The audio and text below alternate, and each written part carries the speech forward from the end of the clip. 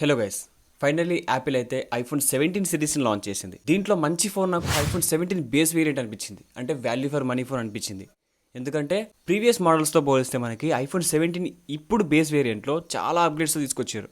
ఆ అప్గ్రేడ్స్ ఏందో ఇప్పుడు మాట్లాడుకుందాం. ఫస్ట్ వచ్చేసి నాకు డిస్ప్లేలో మంచి అప్గ్రేడ్ చేశారు. ఇది నాకు బాగా నచ్చింది. దగ్గర 9 సంవత్సరాల నుంచి ఐఫోన్లో మనకి 60 హెర్ట్జ్ డిస్ప్లేని ప్రొవైడ్ చేశారు బేస్ వేరియంట్లో.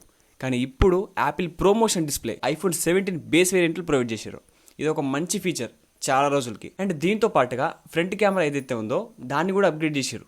12 మెగాపిక్సెల్ ఉండేది. ఈ సెల్ఫీ కెమెరా మనకి 18 మెగాపిక్సెల్ ఏదైతే ఉందో దీన్ని యూజ్ చేసుకుని మనం గ్రూప్ సెల్ఫీస్ తీసుకోవచ్చు. అంటే ఆటోమేటిక్గా ఈ కెమెరా అనేది గ్రూప్ సెల్ఫీస్కి స్విచ్ అవుతుంది అనమాట, ఫోన్ని హారిజంటల్గా ప్లేస్ చేయకుండానే. అండ్ దీంతో పాటుగా ఫ్రంట్ సిరామిక్ షీల్డ్ ఏదైతే ఉందో దాని జనరేషన్ కూడా అప్గ్రేడ్ చేశారు. దీన్ని సిరామిక్ షీల్డ్ 2 అని అంటున్నారు. అంటే ఇది ప్రీవియస్ గ్లాస్తో పోలిస్తే 3x స్ట్రాంగర్ ఉంటుందని చెప్తున్నారు. ఏం చేసినా మనకి ఐఫోన్ స్క్రీన్ పైన గీతలు అయితే పడితే జాగ్రత్తగా ఉండండి. చూద్దాం, ఈ ఐఫోన్ 17 లాంచ్ అయింది కదా, ఎవరైనా రివ్యూ చేసినప్పుడు గీతలు పడతాయా లేదా అనేది. డిస్ప్లే గురించి మాట్లాడుకుంటున్నాం కాబట్టి ఈసారి ఐఫోన్ 17లో 6.1 ఇంచ్ డిస్ప్లే నుంచి 6.3 ఇంచ్కి అప్గ్రేడ్ చేసారు. అండ్ ఈసారి స్క్రీన్ టు బాడీ రేషియో కూడా ఇంక్రీజ్ అవుతుంది.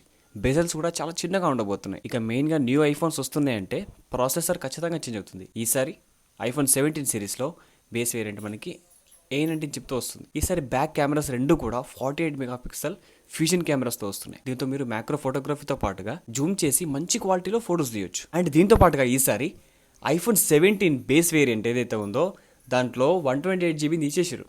డైరెక్ట్ ఇది బేస్ వేరియంట్ మనకి 256GBతో లాంచ్ అవుతుంది. దీని ప్రైస్ కూడా దగ్గర 7,000 రూపీస్ తగ్గింది. ఇంతకుముందు 128GB మోడల్ మనకి 79,900కి లాంచ్ అయ్యేది.